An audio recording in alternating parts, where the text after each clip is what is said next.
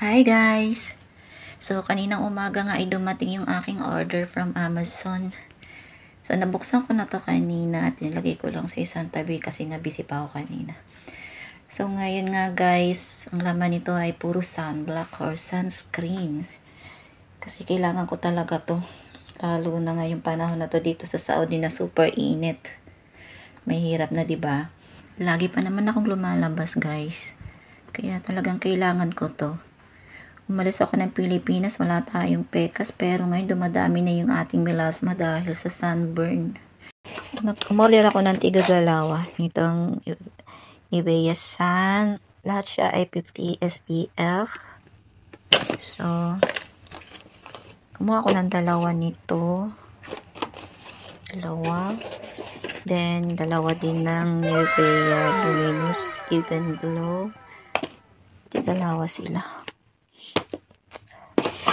And itong Ultra Sheer. Itry ko itong Ultra Sheer. Sunblock din naman ito.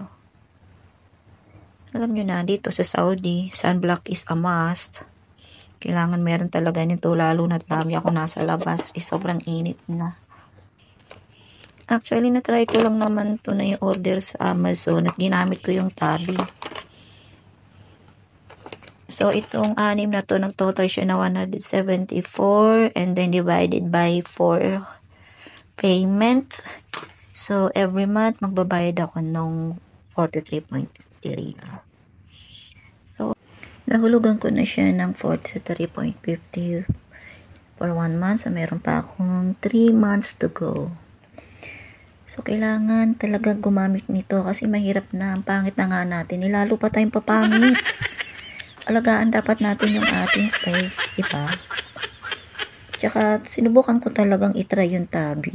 Kaya ako napa-order nito. Siguro naman, guys, aabot to sa akin ng 3 months, ano? Anyway, thanks for watching, guys. See you next time. Bye!